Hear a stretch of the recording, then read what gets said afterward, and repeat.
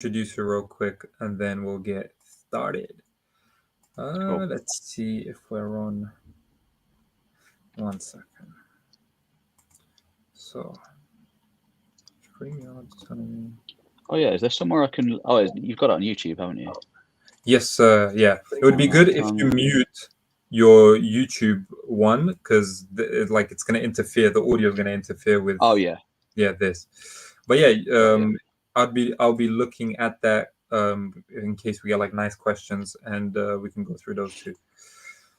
All right, people. So we're about to start. Firstly, I want to introduce my guest for today. We have Pete from History Time. Now, I don't want to get like too emotional or whatnot, but I'm trying to get a little bit more in touch with my emotions and be a little more honest. Pete is in many ways my like the person who I wanted to kind of emulate is a bit strong. I don't want to pedestalize the guy, but he's the guy that like showed me the blueprint of how to do this whole history YouTuber thing, specifically for me, because Pete, like me, is not an expert when it comes to like animation. I hope you don't mind me saying this. Yeah, you can definitely say that. Your style is very basic, just like mine, where it's pictures, a little bit of rustic. maps, very rustic, very classic, let's say. The path of least resistance. You know? Like when I first started looking at some of these other history YouTube channels and they were doing like these graphic animations for the battles and whatnot, I looked at it and I was like, dude, I was born in the mountains. I can't learn this stuff, man. Leave me alone. So when I saw your channel, I was like, yes, there's a chance I can make this work. But yeah, Pete has got really, really cool content because I think, actually, you haven't veered away from it that much. But like, I remember you went through a phase where you did a lot of Middle Eastern history, no? Like, I remember series on Zengi and everything. Oh, absolutely, man. Yeah, no, I absolutely love it. I focused on the Crusades in particular for a long time, but I like to look at the other side of the Crusades, the Seljuk Turks and Ghaznavids and all the crazy dynasties out in Persia and Mesopotamia. It's fascinating. Definitely, man. Definitely. I've because I mean, I think I've denoted some sort of like a theme in the stuff that interests you, and correct me if I'm wrong, but especially like if we just stick to the Middle Eastern theme, you're very interested in like the nomadic dynasties, correct? Oh yeah, I am, absolutely. Anything to do with just crazy like pre-Islamic sort of like pagan steppe religion interests me, like the blue sky Gurk Turks are very interesting. Those guys and all of the Orkhon inscriptions and things like that. There's just something about the sort of people who are living in a prehistoric state, really, because they, generally it would be oral histories and oral tradition. I just find that very interesting because it's a very different world to the one that we inhabit. Definitely. No, I definitely echo that as well. I mean, the thing that actually, this is going to sound maybe blasphemous to some history lovers, but the thing that got me intrigued in history in the first place was actually Greek mythology, ancient Greek mythology. When I was like 9 or 10 years old, around that kind of age, I started getting into like Aphrodite's, Hermes, Hades, all of that, all those stories and how they are connected in some way to actual history as well, like absolutely historical figures, and it was more so than anything like the narrative aspect of it. Do you see what I'm saying? Like how there is something very alluring about mythology, but also history in terms of the way that it tells you a story. We all love a great story. We love a great story. Absolutely. Everyone loves a great story. Absolutely, man. That's history. That's history. Stories. Dude, in many ways, a tapestry of stories woven together. Absolutely. But I would go one step further. I would say it's not even just history. There's something very innate within the human condition where stories are so essential for us.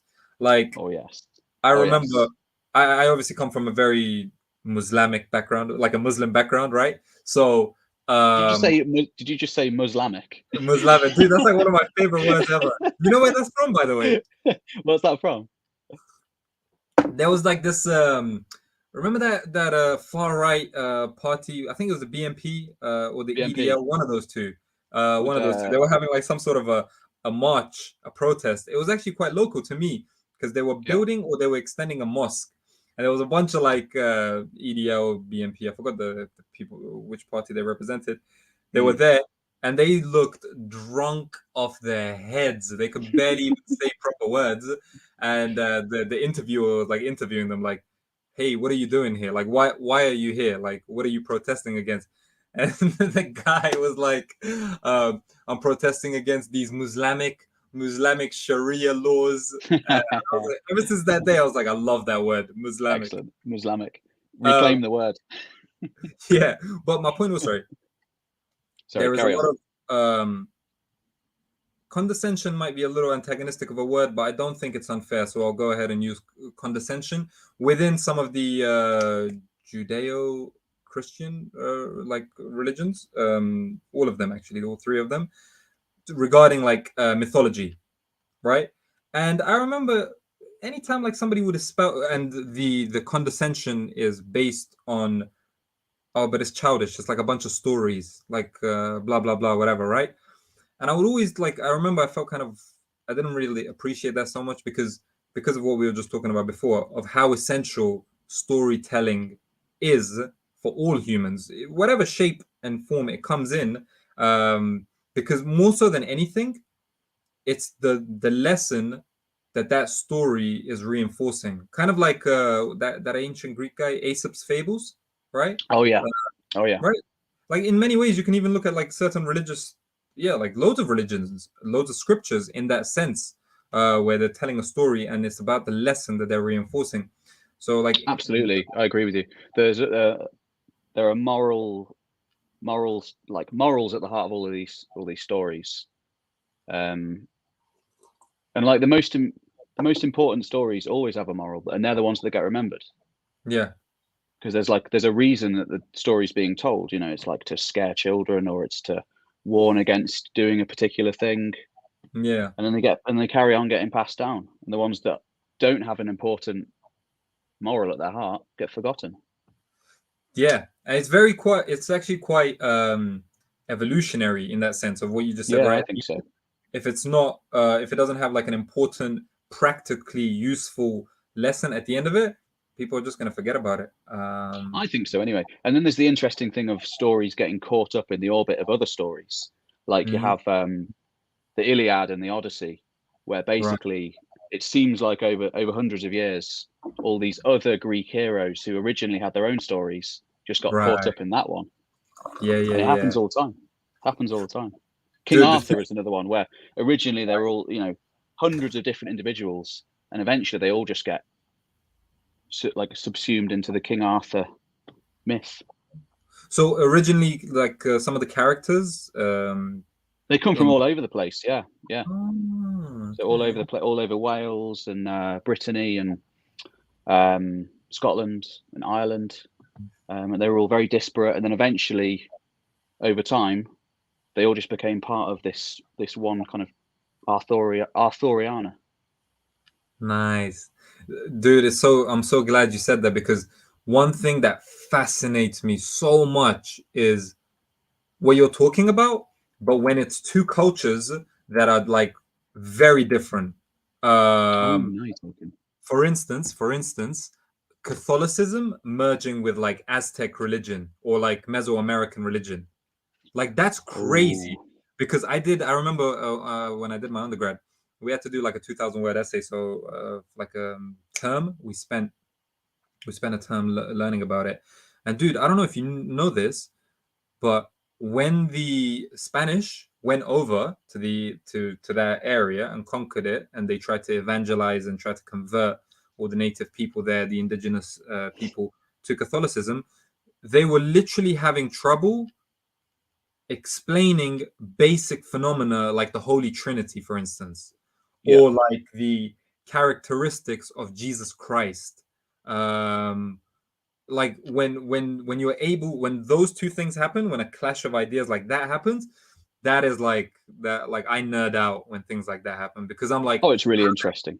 how do you reconcile that? Like, I understand if you can reconcile, say, pre-Islamic Arabia with a Semitic religion like Islam, right? I'm sure there was a lot of crossover in that regard because they're from a very similar region, whatever, blah blah blah, all of that stuff.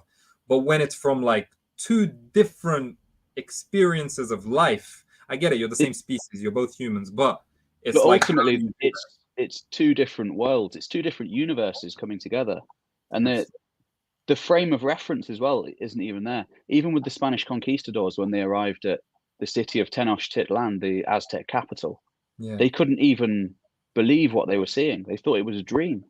And when they were describing the place, Bernal Diaz is this writer who later wrote an account of the conquest. And he's likening the place to like Venice, and he's likening the architecture to Moorish architecture in Spain. And it doesn't look anything like Moorish architecture, but that was the only frame of reference he had. So the only way that he could actually come to terms with what he was seeing was by comparing it to the Moors. And you look at the architecture, it literally looks nothing like that at all. Nothing. But they just couldn't believe what they were seeing. Yeah. Man. But that's imagine seeing that though. Imagine being one of those conquistadors turning up, and you're like, literally, what is this? Man, I always like when I was a kid, I would play this game of like, if I had a time machine, I would make lists. I'm very like nerdy when it comes to lists. And I like structure and like top tens and all of that stuff. I should make a YouTube channel. I like that too. Top tens. Yeah, but there might be a few of them out there already. Oh, 100%. Yeah, exactly. Oversaturated. But for me, that moment that you just described, because I read that what you're talking about, Bernal Diaz. I read his testimony and whatnot. And when he describes the first time he saw Tenochtitlan, honestly, for me, that is either number one or like a very close number two for a place I would go to. Because that would be crazy. Like what, like you said, what frame of reference do you have for that? You know what I mean? Like, how do you describe that? It's crazy, absolutely crazy, and it's just so many people living on a lake, literally like a floating city in the middle of a lake. Hundreds of thousands of people, huge, giant pyramids as tall as the sky. I love it, man. Absolutely love it.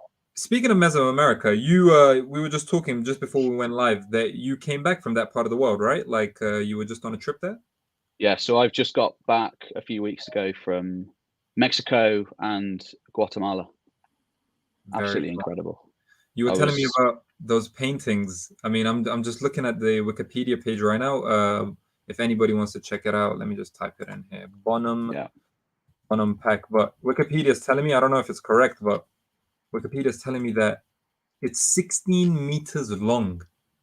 Like some of the paintings. Yeah. So basically, right. So I went to Mexico, and I didn't want to just do the classics. Didn't want to just do Chichen Itza, which is a World Heritage Site now, but it has literally tens of thousands of people there constantly.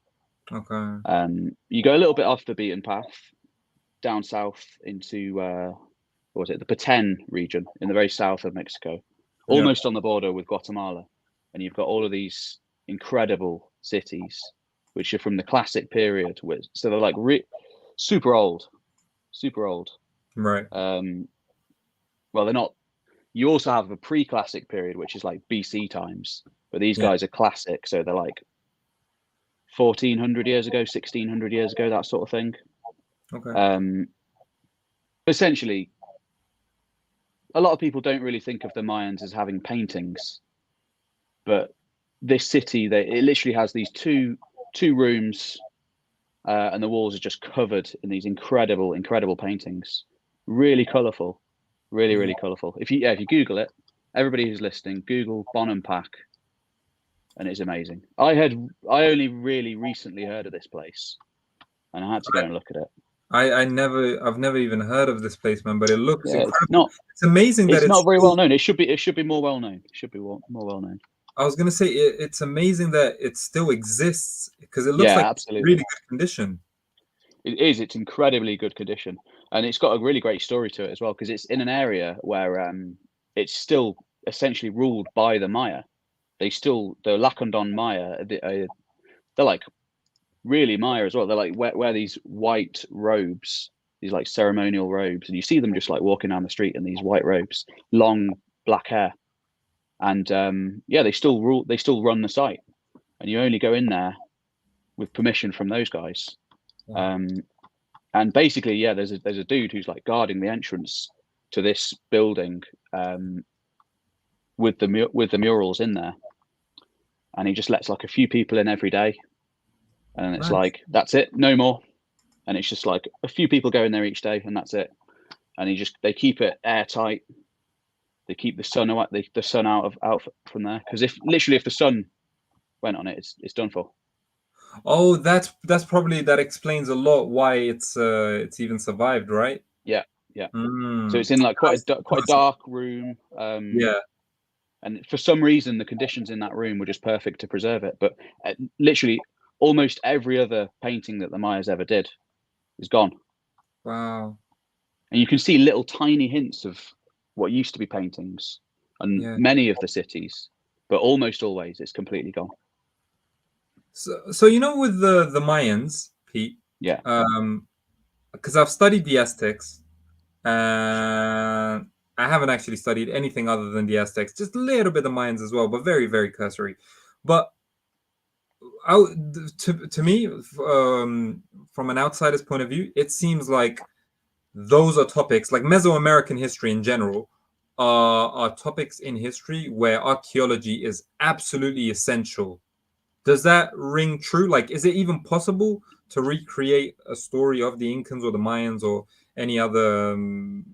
There would be almost nothing to talk about with the Mayans if it wasn't for the cities, because it's a really sad state of affairs that there are millions of Mayans today, but by the time that the cities out in the middle of the jungle were sort of rediscovered in the 19th century, the Mayan people had mostly forgotten their own incredible past, because they'd been so downtrodden and turned into slaves by the Spaniards.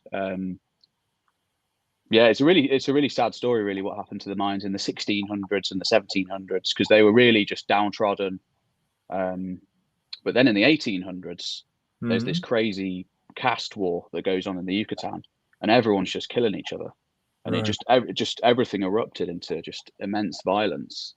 And then there's like a bunch of different revolutions in Mexico, which I hadn't even really. I'd sort of heard of the Mexican Revolution, but there's quite a few of them.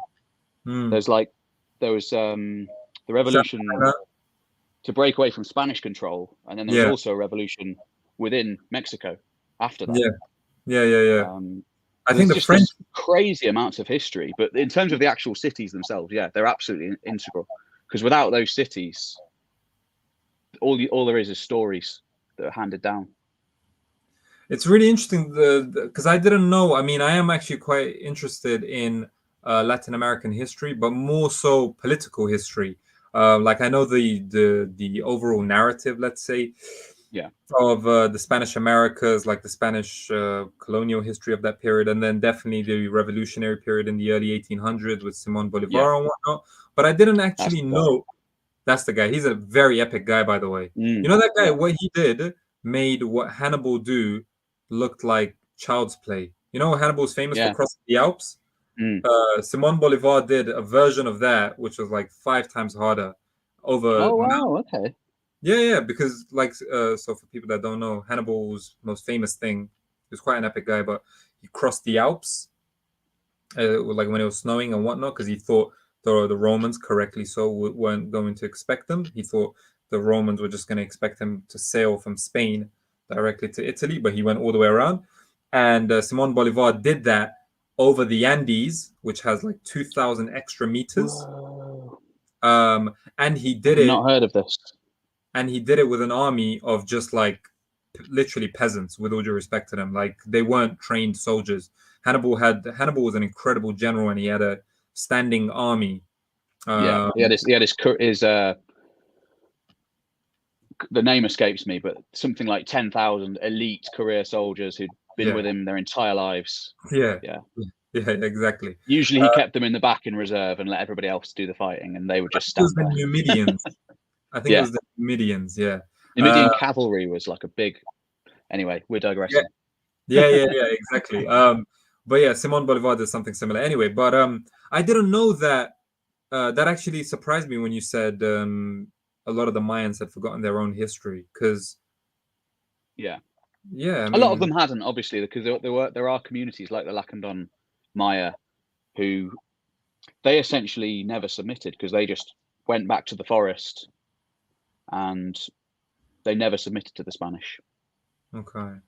But most areas weren't as lucky as that, really, and there were huge amounts of terrible things that happened, really. Mm. Massive plantations and all that stuff, slavery en masse. Dude, one of I read a book in this regard. It was very influential for me by a Uruguayan guy. I read this to, if I'm not being honest, it was like 10, 11, 12 years ago. But the book is called Las Venas Abiertas de América Latina. So the Open Veins of Latin America by Eduardo Galeano. I'm And going to make a note of that. I read it because, do you remember Hugo Chavez? Yeah. Right? The Venezuelan leader. He Yeah. gave that as a present. Obviously, he was being cheeky, but he gave that as a present to Barack Obama, I think, when he first got inaugurated. And Okay. the book is largely about how Europeans, and with all due respect to America, they're just an extension of Europe. Yeah. This is the way he thought of it. Mm. Exploited Latin America. Absolutely.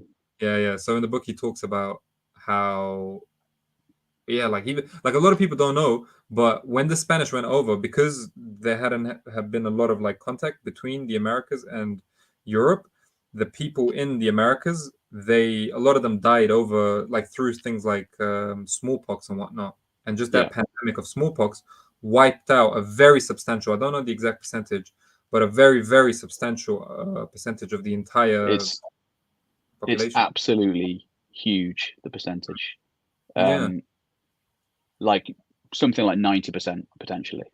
Yeah, like It's Hernan Cortez didn't necessarily win a military, unbelievably huge. right? Yeah.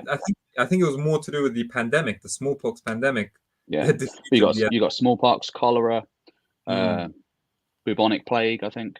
A yeah. bunch of these diphtheria, loads of these horrible things that just nobody had any. There weren't any pack animals, so there were no diseases in the Americas that had spread over to humans there. So they literally just had no defenses at all to these diseases. So is that how So it in happens through pack animals? essentially, yeah. So in Eurasia, Yeah. people grew up with pigs, cows, sheep. So they've been domesticated, and then they grew up with living in close proximity with these animals. Generally, it's called a zoonotic disease. Is a disease that passes from an animal to a human. Mm, And over the thousands and thousands of years, humans developed natural immunities just through living in close proximity with these diseases. But then by mm. the time people got to the Americas, there were no pack animals there. So no one had any immunity. So they just died in droves. Oh, I Does that didn't make know that. sense? Yeah. It does. It does. Yeah. Okay. It's crazy, man. It's crazy. Yeah. Absolutely awful. Yeah. Like, imagine the white man hasn't even arrived in your village and everybody just starts dying. And like you've probably like heard rumors of like these people coming in from the west or whatever. They're from Yeah. the east. But your people all just start dying. And then by the time, the Europeans actually arrive, Yeah. your world's already over. Yeah. It's crazy. Because this is the whole thing in the Amazon rainforest as well, because in the last sort of few decades, there've been incredible discoveries there. I don't know if you've seen any of the like LiDAR that's been done in the Amazon. Not really. No. They've basically found there's evidence for like cities essentially out in the rainforest. And Wow. there are Spanish accounts from the 16th century of cities and towns and things out in the rainforest. And Huh. it's possible that they were all just basically wiped out by disease, just passing from village to village. Right. And because it's in the middle of a rainforest, you're not necessarily going to hear about that, like that village No. being flatlined. Yeah. And these are all like essentially prehistoric cities because they have no writing, so there's just really no record left of them besides the archaeology. And it's such a giant area as well, and such a giant rainforest that it takes years to find these places. I can appreciate that. I mean, even that's a subject that I'm going to be moving on to. I've been reading about the Amazon for quite some time. See, I want to ask you about that. One day. But before I ask you about that, I wanted to just say something. You know the story of bringing it back to when we were talking about like narratives and whatnot? Like the story of El Dorado. I remember when I was a kid, there was this Disney movie about it, which I haven't seen since, but it's a Disney movie, so it's well known. People know about it. I enjoy that film. You know which one I'm talking about, right? Yeah, that was cool. It's a good film. But I remember even when I was watching it, I was thinking to myself, like, yeah, I don't know if it existed, but like I can understand how the circumstances for people coming up with that idea would come about. Like it could just easily have been a couple of adventurous conquistadors who wanted to make a name for themselves, and they heard some stories about some random village in the middle of a forest that I don't know, maybe just had. It's a very, very powerful story. Just a city made of gold, and basically not everyone, but most people who went to the Americas were looking for gold. They were looking for their fortunes. They were looking for money, basically, and it's an entire city made out of money. It's an incredible concept, and there's good reason for a lot of people to have believed in it. I mean, not exactly right, not exactly like a city, but if you think of the amount of, like, I actually came across this when I was making my video for why the Ottomans declined last year, a little over a year ago. And I actually didn't appreciate fully. I'll be honest, I had read it before at a glance, but I had never really delved into just how big of a deal the Spanish flooding the European and subsequently every other market with Spanish silver was. Like what kind of an impact that had on inflation, just on different currencies, like debasements and whatnot. And even in that book that I mentioned to you before, I have no idea how he came up with this, but I remember when I was a 18-year-old, this fact stuck with me till now. He said that the Spanish discovered from, say, like 1555 to 1690, the Spanish mined enough silver in like Peru, those kind of areas, that it could build a bridge from Peru all the way to Spain across the Atlantic. Like it could build a physical bridge. I have no idea if that's correct. Sounds right. Sounds right. I mean, the silver and the gold that were taken from the Americas literally allowed Europe to become, to like dominate the world, really, essentially. Yeah. Because it was Spanish gold that were, it's like the crazy knock-on effect, isn't it? Because basically China was like this system where they just didn't need to even have any contact with the outside world, really, during the Ming Dynasty. Yeah. And then there's one thing that they did like, though, which is gold and silver. So you have a load of gold and silver, and you can buy your way into China, and that's generally what happened over the next few hundred years.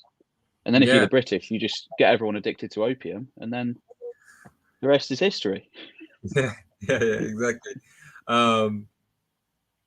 But yeah, that is like, for me, that is the most interesting way of looking at history. Is like, I understand it's because especially I started a PhD as well. I've paused there now, but even when I did it, the whole point is that you have to like specialize on one very specific topic. But I find the most interesting way of looking at history is just on some sort of a global level where you can just like zoom yourself out. And it's not necessarily just with economics. It could be with ideas. It could be with religions, like we mentioned right at the beginning. Just any of these things. And you can see how cultures are not like inoculated from each other. They're not like just completely divided from each other. Absolutely. And everything's connected. Everything's connected. Exactly. Nothing exists in a vacuum. And yeah, I'm the same as you. I love the big picture. You got to look at everything. Got to look at all of it over hundreds of years as well. Yeah. That actually brings me to what I want. One thing I really wanted to talk to you about during this convo is one thing, I'll be completely honest, that I never because I'm a proper history nerd, lover, whatever you want to call it. But one part of history that, I mean, I'll get into it if like it's the only one there, but I probably won't do this out of volition, is super ancient history. Like if I look at your channel and I see there was one video I really liked actually. Who were the sea peoples? The ancient apocalypse and the late Bronze Age collapse. So like the Bronze Age, that kind of time period, Yeah. before the Acadians, you know, that kind of period. It's never really gravitated me, partly because like one thing that I love about history, the thing that I like the most about history is that I can tell you why learning about the Seljuk Turks is important for today. 20th of March 2022. I will tell you how it doesn't matter if you're in Nigeria or in Bolivia, I can tell you how I can justify it for you.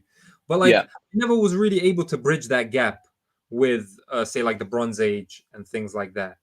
Like what do you think about that? Obviously you disagree. So I disagree. I know you do. I'm very interested in where we came from, and Okay. I like to look at firsts in history. I like to look at history and think, right, when was the first temple? When was the first castle? When was the first walled settlement? When was the first domesticated animal?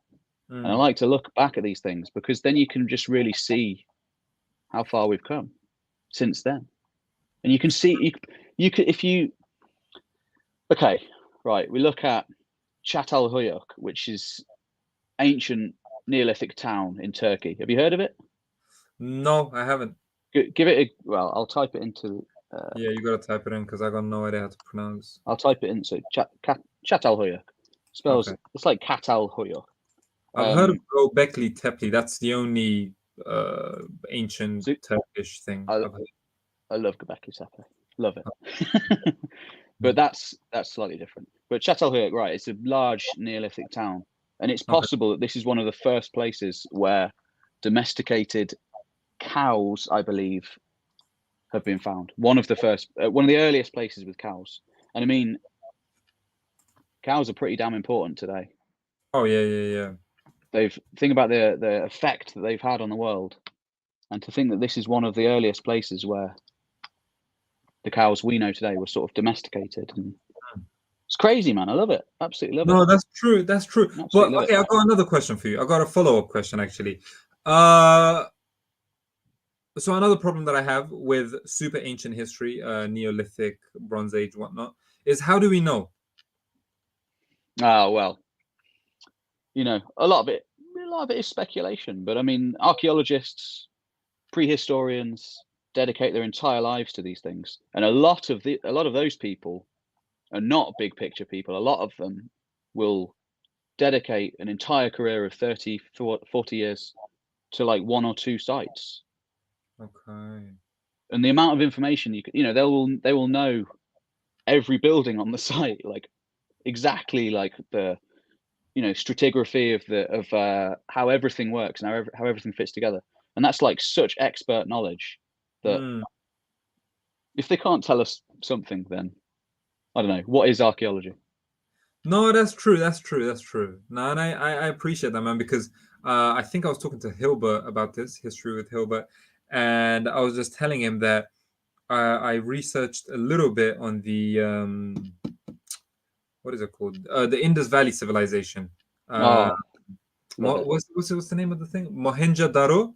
Mohenjo-daro, yeah. Mohenjo-daro. And I was watching this documentary. Yes, it was a documentary, and then obviously I went down the rabbit hole and read some stuff as well. But this documentary, I don't know if they were just doing it for dramatic purposes, but they created this animation of what Mohenjo-daro at its peak would have looked like. And Okay. dude, I want to live there. You know what I mean? Like I want to take a holiday at that place. It looked amazing. It looked like I live in London, obviously, and a lot of London is just built over, like the roads are built over what the Romans, constructed thousands of years ago. And whilst it's nice and it's like looks quite historic and whatnot, it's not the most regimented and Yeah. whatnot, like American. A lot of like the American grid system and There whatnot. are no giant ceremonial baths that you can just go and chill out in public squares. Yeah, Mohenjo-daro is crazy, man. It's there's like a weird sort of ceremonial thing with water and purification, it seems, and everyone would just hang out in giant public baths, from what I gather. Don't quote me on that, but it's really interesting. Really interesting. Yeah, there's a thing called the Great Bath. I think that's at Mohenjo-Daro.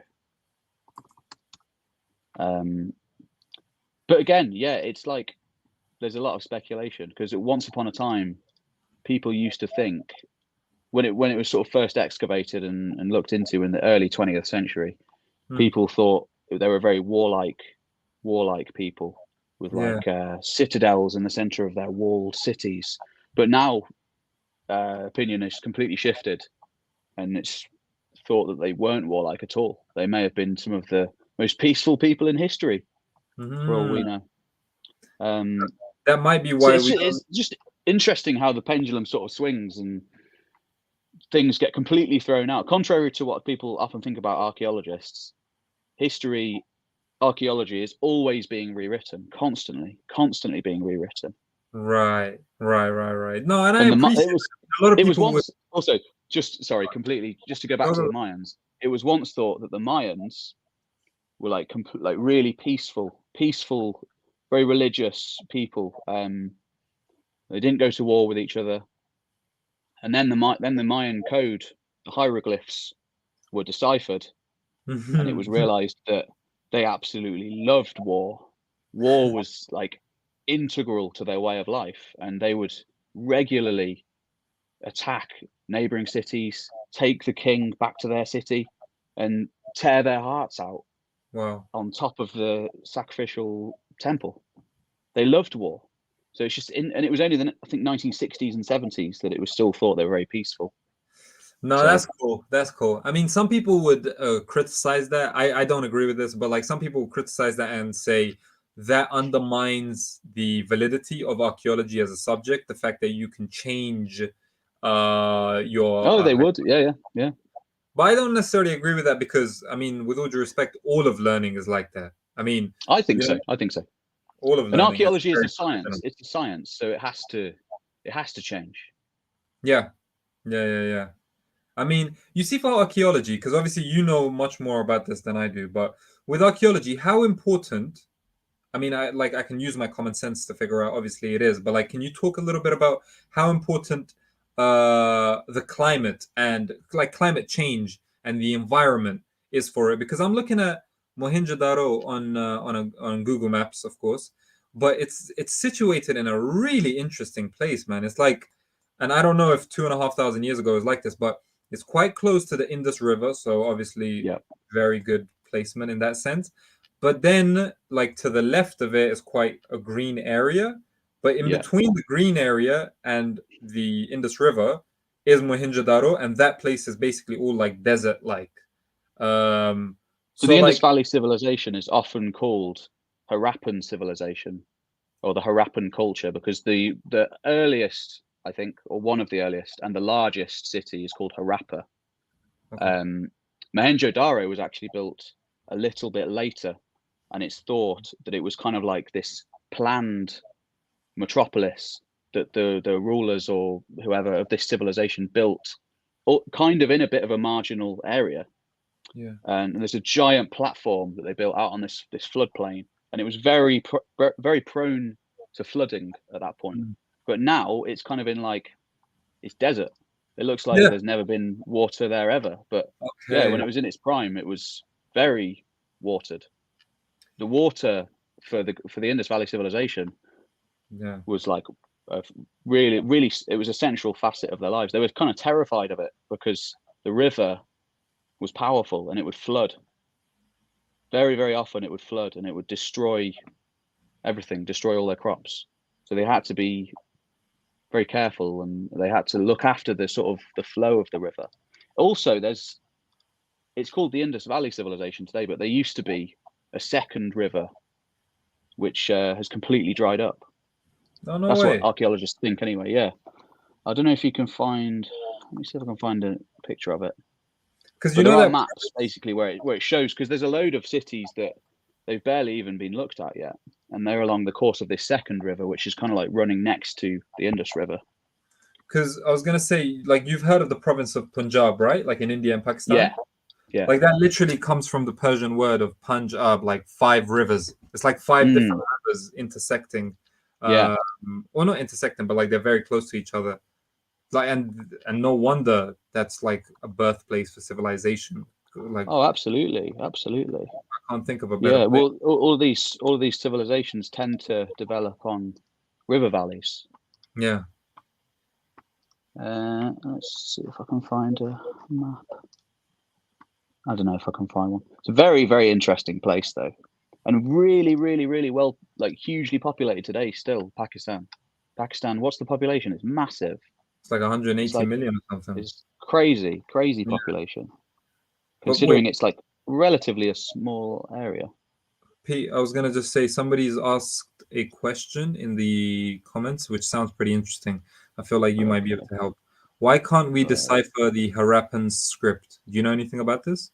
Because most of the scripts that we do know, like Egyptian hieroglyphs and cuneiform and all these things, there's kind of like, have you heard of the Rosetta Stone? Yes. The Rosetta Stone is in the British Museum, and it's a thing where basically there's the same script in 3 different writing systems. Oh So yeah, as long yeah, as if you know one of the writing systems, you then have kind of like a key to unlocking the other writing systems on there. Nothing of that sort has ever been found for the Indus Valley script, unfortunately. And without any sort of frame of reference to try and work out what this thing is, there's just no way. What Now about the Mayan script, don't even get me started. I don't even really understand how that was deciphered. Some absolute geniuses found that. Because it's like completely different to every other writing system. See, I was just going to ask if we can, because I have, there's somebody's asked another good question. Let me, do you know much about recent efforts and breakthroughs to decipher the pre-Iranian Elamite language? Because I was just going to ask,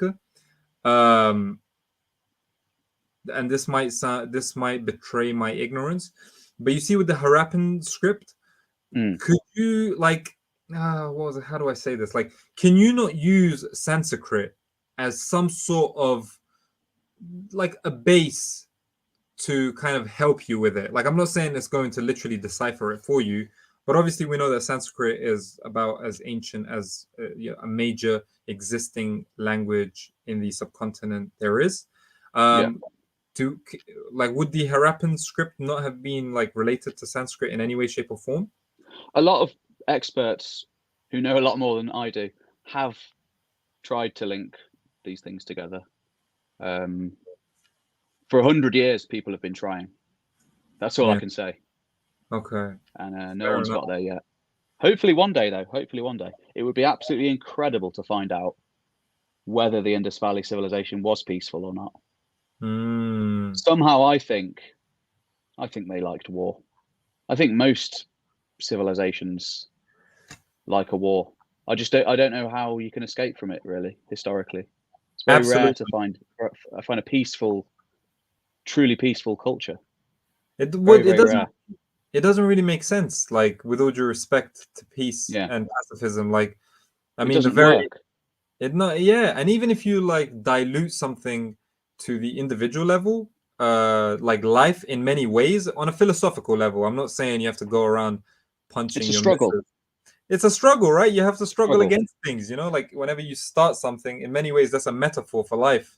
How does that like make sense for you to have come to this peak of a wonderful metropolis like Mohenjo-daro without having to struggle? It's almost like, unless there's ancient aliens, which I am very open to the idea. That sounds lovely. I'd love that to be true. Well, I think historically there's kind of a broad pattern. I don't think history is truly linear, but I think there's a broad pattern of struggling against nature, and then once nature has been overcome to a certain extent, we struggle against other tribes. And that's kind of what happens, because in order to gain power, you need to sort of other a group of people.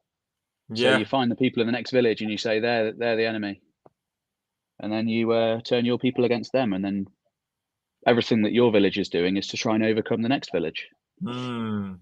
and then it just becomes nations doing the same thing. Kingdoms, nations, empires. Yeah. Yeah. Pete, do you know anything about the Elamite language? Because this guy later on said, So McVeigh Swifty, that it's a language isolate, which is a very interesting concept in and of itself.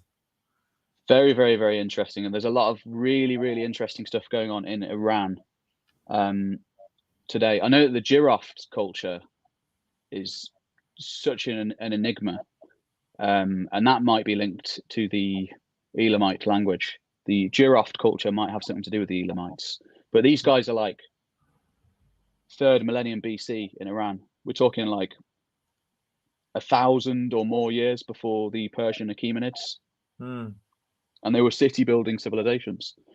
It's absolutely crazy. But no, I don't know much about the efforts to decipher the Elamite script. I'm going to be researching all of this. Well, I have been researching all of this, but I'm going to be making a video on it eventually. Okay. But it's like the most ambitious thing I've ever attempted. So watch this space. Imagine. Probably 2 years yet. I can imagine. The early Bronze Age world is absolutely fascinating, and it's as we were saying earlier, it's all linked up. None of it's in a vacuum. You've got links from India to Egypt to Central Asia to North Africa. It's all linked up. 5,000 years ago, it's all linked up. But see, that's why the idea of like language isolates intrigued me even more, especially in a region like the Middle East. How can you even possibly have language isolates in a place which is so busy, historically speaking, with developments? For you, the only way that would be possible, like in my head, is enemies being crushed, maybe. Enemies. I don't know. Yeah, but also like if you live, like say you're like the Kurdish people or Pashtuns in like Afghanistan, where you live primarily in the beginning in mountains, and you're very. Yeah, I was going to say mountains help. Mountains help like, for sure. In Afghanistan, Geography. there were people called Nuristanis who became Muslim in 1894, not 93, 1894. They were forcibly converted, and they were not Muslim. They had their own pagan traditions, and okay. Now I'm interested. Exactly, and if you look at them, if you just Google it right now, they don't look like me. Like I'm Afghan. I don't. They look much more like you. What's the name? Nuristan, which literally means land of light. So Nuristan. Nuristan. Oh, okay. Yeah. If you type that in, it's. Wow! Yeah, they look sort of European. Definitely. So there's certain theories out there that apparently they are remnants of Alexander the Great's garrisons that he left in the area. Maybe not. Maybe they're the original. What was that word Hitler loved? Oh damn! I shouldn't have mentioned his name. I don't want to get demonetized. What was it? The Aryans. Aryans. Thank you. Yeah. Apparently they're the original Aryans. A bunch of those kind of theories. But see, they were able to do that. Sorry, they were able to do that because the area they live in Afghanistan, which is a mountainous place, is super mountainous. There's like a valley, and it can be very isolated. But the idea of having like a language isolate in the Middle East is just like, dude, how does that even happen? Yeah, I don't know. I'm out of my depth here. You need to get History with Hilbert back on. That guy knows everything about languages. I know, right? I don't understand why he knows so much. But what about we kind of brushed past this. I wanted to know some more because I don't know anything about the Sea Peoples. What do we know about them? Quite a lot. Well, I mean, there's a lot that could be about the Sea Peoples. Okay. So there's huge amounts that could be about the Sea Peoples, but because they're an enigma. I mean, I made a whole 3-hour thing on them. Yeah. But there's huge amounts of evidence from that time. Considering I was just talking about 5,000 years ago, the Sea Peoples are only 3,200 years ago. So they're a little bit more recent. So there's quite a lot of stuff. You know, there's shreds of evidence all around the Mediterranean suggesting who these people could have been. I think they were probably a combination of ex-mercenaries and traveling people who were displaced by war, famine, hunger, climate change, possibly. And they eventually sort of washed against Egypt. And Egypt is basically where we have all of our writing about the Sea Peoples. Most of our writing about the Sea Peoples comes from Egypt because they were a literate society. And they wrote loads. They wrote everything. The pharaohs are constantly writing about their enemies. So we even get all the names of the different cultures involved. But to actually place them geographically is very difficult. Very, very difficult, because all the places that they could have came from weren't writing. None of them were writing at all. Oh. So what kind of places did they mention? Did the Egyptians mention that they came from? Where? Well, they don't. There are some little bits of mention. There's lots of mention of them coming from the sea. I mean, obviously. Yeah. The Great Green Sea. They all come from there. But really, it is a detective story. It's just like piecing together little shreds of evidence from all over the place. I think they came from places as far away as Sardinia, where you have these. Have you heard of the Nuragis? No, I haven't. Basically, they're these like giant prehistoric towers, like sort of Bronze Age castles. And there was a very militaristic people who lived on Sardinia in the second millennium BC. Okay. And there's strange parallels because they wore horned helmets, and then you have these horned helmets showing up in the Egyptian records as well. So they look very similar. Hmm. Right. But then definitely Greece was heavily involved, because Mycenaean Greece at the time, which is kind of like Homer's Greece, so from the Iliad and the Odyssey, it collapsed. So literally all of the cities were burned. They were all burned to the ground in around the 12th century BC, which also coincides with the Sea Peoples. So surely Greece is involved heavily. Right. Do you think it was some sort of like a confederation of different peoples coming together and cooperating? I think so. Wow. I think in desperate times, people, particularly militaristic people, do come together, and that happens throughout history. Didn't that happen with the quote unquote, and I hate this word, but let's go with it anyway, the barbarian invasions of the Roman Empire? Absolutely. You have all these different disparate peoples coming together, fighting side by side. Yeah. I mean, the Huns would fight for anyone. The Huns regularly fought for the Romans. The late Roman army was massively made up of Huns at one point. Yeah. You had barbarians fighting other barbarians. Yeah. Absolutely. And it is, in a way, the late Bronze Age is kind of like the late Roman world in a weird sort of way. There are lots of parallels there. Right. Yeah, no, that makes sense. All right, we have a commenter, saying something pretty smart. Sounds like something you said. I've listened to a lecture where the presenter claimed that the Sea People arose from the systemic/economic collapse in the Bronze Age. Does that sound like it makes sense? That makes sense to me.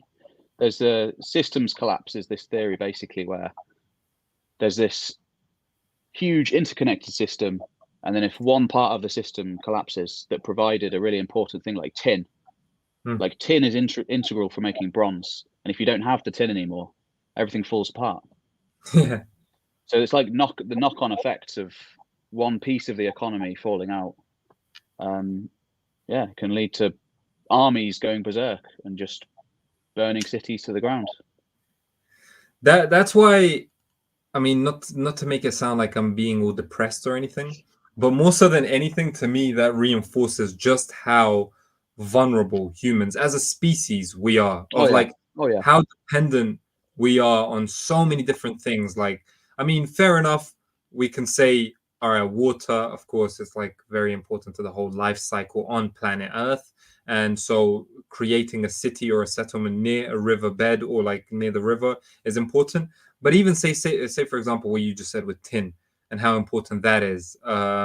Even something like wheat, like after the agricultural revolution, when humans just became dependent upon when we weren't foraging anymore and we just became settled, just how like vulnerable. I mean, look at the last 2 years when the coronavirus hit. Like how quickly did our lives change? If you go back to like say February or January 2020 and ask somebody, yo, can you like do you like life is gonna change in this way over the next Oh, few months? People oh would yeah. be like, no way. Nobody was expecting it. And then if you look at the actual death, I don't want to be like, I don't know. I'm going to pick my words very carefully here. Yeah, dude. I know what you're gonna say. Just be careful. Historically, if you look at it, the death toll relatively low, you know, for a giant pandemic, less than bubonic plague. Let's say that. Let's say, and that's being nice about it. But imagine if a bubonic plague comes along, you know, 50% of the population dies. What happens then? Considering what happened to our society in the last 2 years, I don't think our society would survive 50% dying. No, I think it would be over. I think that would be it. I think, I mean, to be fair, I think it's impossible for you to know that with certainty what you're saying. Oh yeah, sure. But I think like the smart money would definitely be on what you're saying, because our society as we know it would be gone, I would say. There you go. Exactly. Because that's the thing with a lot of these, and this is why I'm so glad to have you on, because we've barely even touched the surface. But I want to talk a lot about steppe people, nomadic cultures, militaristic people, right? Because I want to specifically highlight what it is exactly about those people that made them successful. Like, I mean, if you just look at the Ottomans, honestly, and I'm not just saying this because of my bias, my interest in Islamic history, but I think honestly the Ottomans are like top 5 most successful empires of all time. If you just take into consideration how long they lasted for, just the intricate government system they created, what they were able to leave behind in the countries that they technically colonized and whatnot. Yeah. But if you look at their origins, they're like very humble. They're like nomadic. Very humble. Very humble. What baffles me as well with the Ottomans is the fact that they basically were able to take on the entirety of Europe, even at this time when Europe was very powerful. Europe was taking all of the gold and the silver from the Americas, and the Ottomans still just like, nah, we're gonna take all your land. But dude, I was doing like research onto that, and like I think I have like some idea of why they were able to do that. And knowing why they were able to do that, what you just said right there, compete with Europe, also will shed light onto why they eventually declined as well. Because, and this is why I wanted to talk about the steppe people. That steppe origin they had forced them to have a very naked and solid appreciation and respect for meritocracy. You know what I mean? Like, there's something to be said about, with like, I got loads of love for the Achaemenids and loads of those Persian dynasties, but there's something about that floweriness and trying to be sophisticated and civilized where it kind of blinds you from reality a little bit, of just telling it what it is. I couldn't agree more. A great example of this is the Spanish Empire in the 16th century, when you have, I can't remember what it was. It Philip, the dude with the jaw. You know, Habsburg, the famous Habsburg jaw. You have this guy who's so inbred that he has this jutting out jaw, and he's disabled. He's like got cognitive issues, and he is the guy who is essentially this sort of like, I'm not going to say God king, but he is this guy who's like anointed by God to rule the Spanish Empire. So everyone in the Spanish Empire is like, this is the dude who God wanted to be in charge of us, and he's this like imbecile. Dude, you know what's funny? How do they square that? How do they square that? I mean, that is where a meritocracy would be a lot better, in my opinion. And apparently, I'm not 100% sure about this, but I think he had like a really, really bad lisp as well. Yeah. So just imagine. It must have been hilarious seeing this guy. If you're there in like the Spanish court, you're like a guard or something. You're just like watching this absolute nutcase. Yeah. Oh man. And then you got feel bad for the guy, really. And then you got his contemporary Suleiman the Magnificent, who's like writing poetry for his wife, who's leading battles, who can speak like 6 different languages. He's got the best hat in the world. Oh my god, exactly, yeah. So Absolute great hat. but like that's what I wanted to talk about, like how I've got a question for you actually. You carry on, but I've got a question for you. okay, just remember. Yeah, I will So do. with the origin stories of loads of these steppe people, in many ways it gives them the best ground, the best foundation for them to be able to go on and develop something much better, much more sophisticated, much more sustainable as well. And they often do topple loads of established, somewhat decaying slash dying civilizations slash empires as well. Yeah, and I agree. it's really sad because, I mean, again, I don't want to sound like all depressed and stuff, but I feel like we today are kind of in that decaying, dying, old, great empire stage. It does feel like the last days of Rome, doesn't it? A little bit, man, a little bit. Yeah. What was your question? My question was, what was the succession system of the Ottoman Empire? Was it like eldest son inherited, or was it kind of more of a battle between the sons? Yeah. So, dude, it's so interesting that you say this, So because that's we can have if an you have a hour. battle between the sons and no one's guaranteed the throne. Dude, listen That's to me. almost Dude, guarantees success. dude, listen to me. These guys, the Ottomans, they hacked something, because basically what they would do. Let me give you like some context. They had fratricide, obviously, right? I die, I'm the Sultan. I have 4 sons. It doesn't matter, oldest, youngest, whatever. They have to fight, and they have to determine who wins. Obviously, in very naked Darwinian terms, you're going to probably get the best one. However, systems, it's not, I mean, it's good to shock systems to see whether they work and keep them on their toes, but it's not good to just rattle systems completely, like go from having Bernie Sanders to Donald Trump. You know what I mean? I feel like that creates a lot of I agree because things get put in place and then they immediately get things that get put in place that need 20 years to come into fruition, and immediately the next guy just takes it down, and it's just wasted, God knows how much money. But this is where the Ottomans, they developed a hack, and they were geniuses in this regard, is that they put so much emphasis on a bureaucracy. Like back in the 1400s, who even cares about bureaucracy back then? On a bureaucracy, on administrators, that even if like there was one son who came to power, and another brother lost the battle, but he didn't die, and you knew he was going to come back and fight another battle, the bureaucracy could absorb the shock of those fratricidal civil wars to a large extent, and that in many ways determined that the best man would literally win. Because later on, when you go on and you see some of these, like the man, so Suleiman the Magnificent is seen as the greatest Ottoman Sultan. The man who came after him, Pete. So Suleiman's nickname was the Magnificent, and in Arabic, Kanuni, which means the lawgiver from canon. His successor was called the Sot, which I don't think we use in English anymore. But back in the day, it meant somebody who likes to drink alcohol, or who likes to get drunk, actually, not even drink alcohol. So, like that is the reason why having Salim the drunk, Wikipedia says.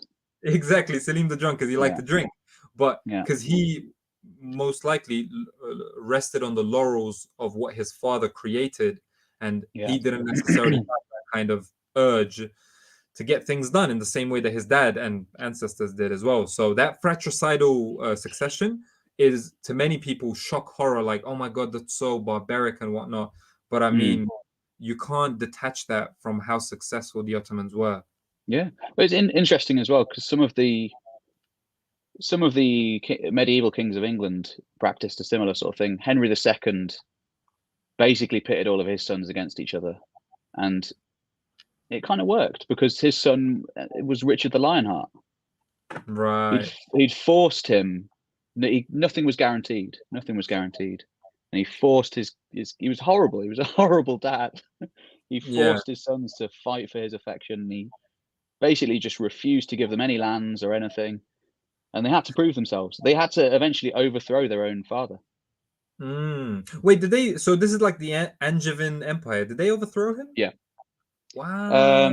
More or less. More or less. They basically wrested some power from him, but they went to into battle with him. You know, like But I he think had a really famous wife as well, right? Eleanor of Aquitaine, or Eleanor no? of Aquitaine. Yeah, Yeah, yeah, that's a yeah, very interesting period.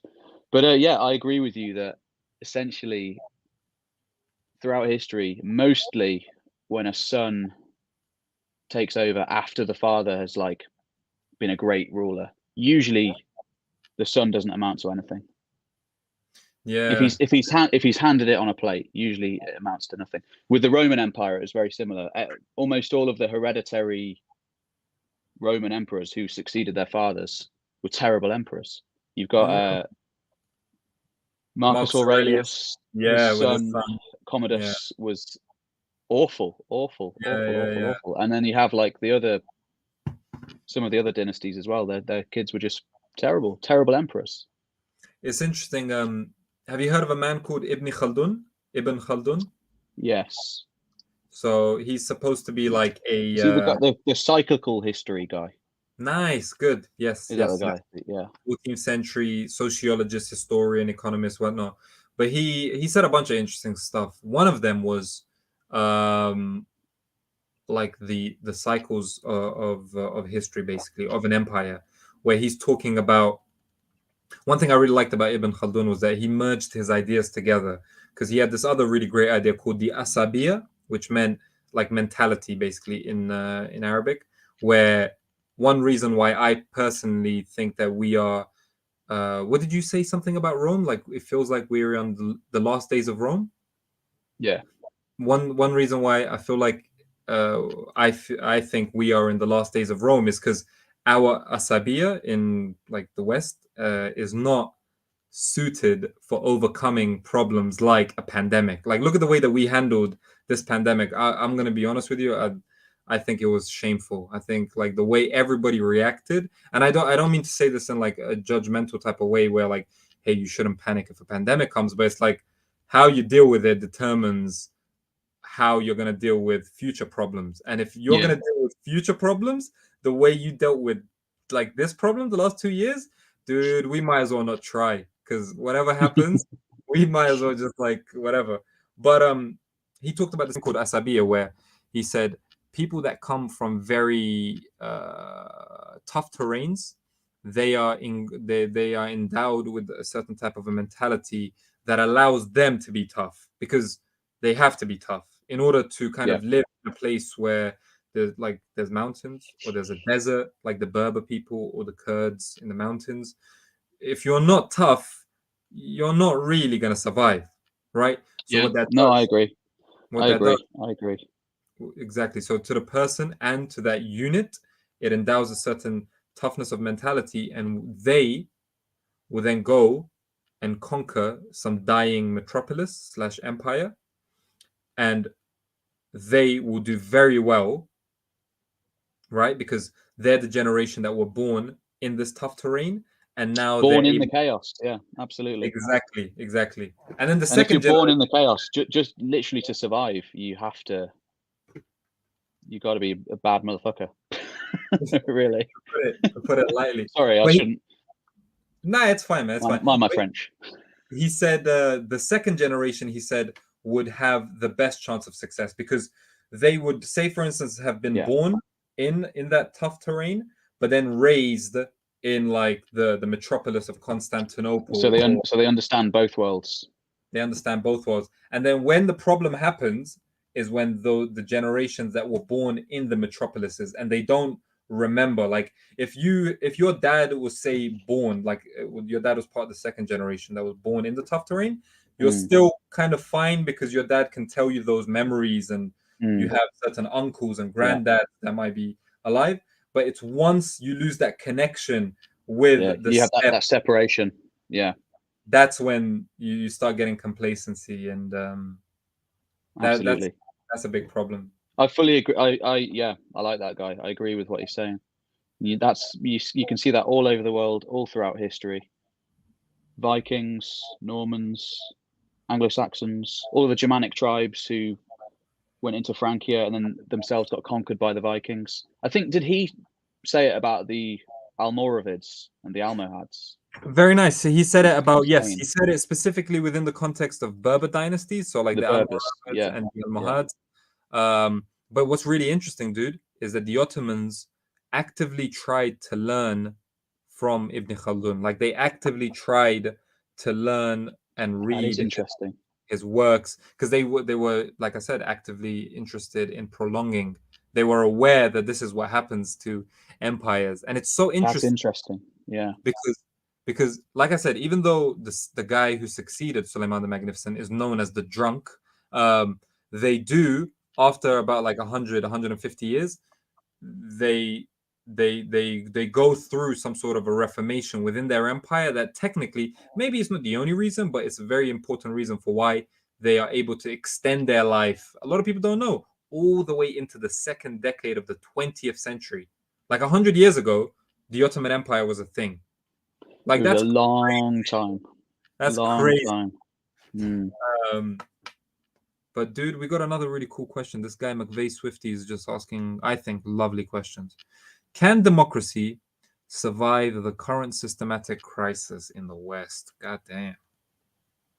Wait, do I even want to answer this? Can Is this the moment when democracy dies? is Does this it begin here? with this You heard this it here live? first, guys. Yeah, exactly. Can democracy survive the current systematic? I'll tell you one thing though. I'll be honest. Firstly, I'm gonna put my hands up. There's no way I'm gonna be able to answer this. Yes or no. I'll just say some things that sound relevant in my head. I've got Are you something gonna to say actually as well. I, go I'm go go? You say it just first. going You to say it say, first. are we even in a democracy, or is it? Oh, What is it? Is it a plutocracy where it's a system ruled by money? Is that right? I think Plutocracy. so. Yeah.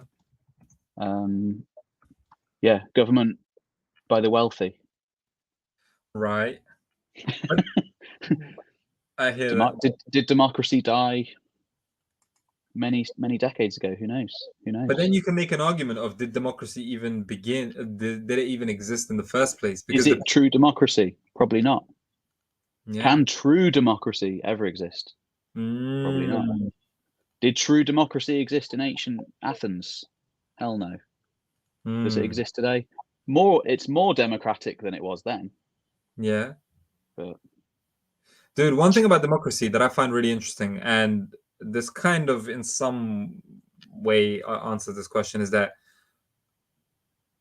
like for me, when I'm talking about like politics and just like behavior in general, the best compliment I can give is natural or sustainable. They're like basically synonyms of each other, at least in my head. Because if something's natural, then it will work with very little effort because it's to do with things way more important than Tariq, the individual, and what he can come up with in his mind. It's to do with like the human species and evolution and just whatever, like all of that sort of stuff. And I will say, I think there is something. I don't know about specifically democracy, but that kind of a format of governance, I think there is something very natural about it because even in Afghanistan, and I think you'll find this very interesting, Pete.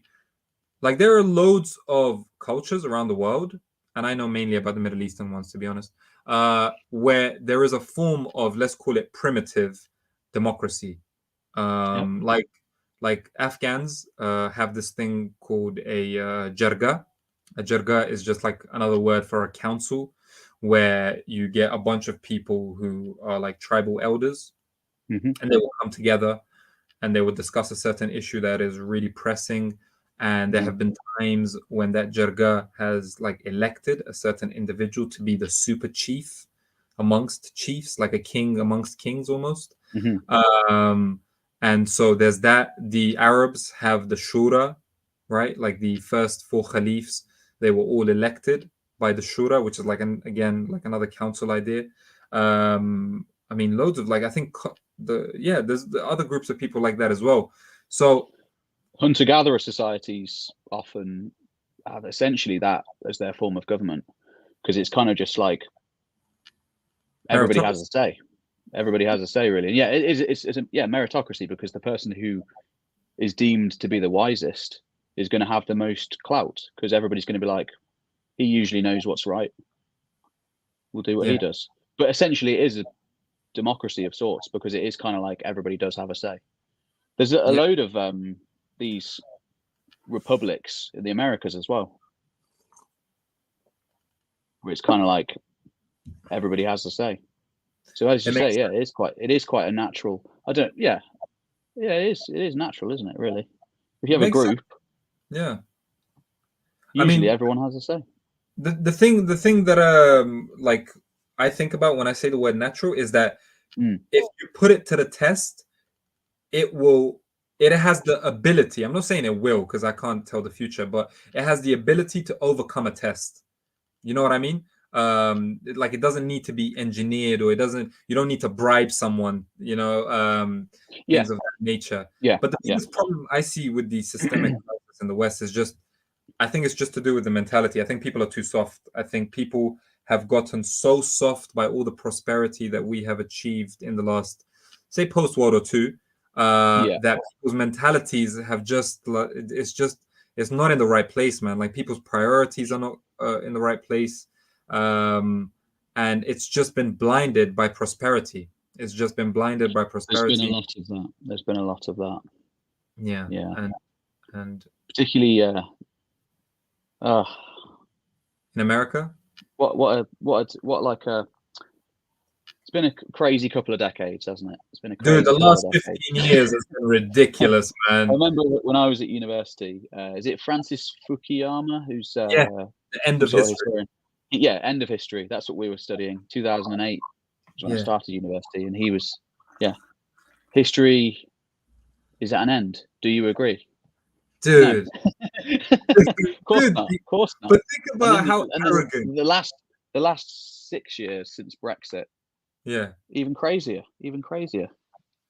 Dude, but see, this is the problem, is that I keep using that word of, like, it's prosperity-induced delusions, because and what it's doing is that it's making people arrogant. It's making people go, oh, but like, I'll tell people, listen, this has happened so many times throughout history that, like, I'll lose count if you give me like 2 minutes, I'll lose count.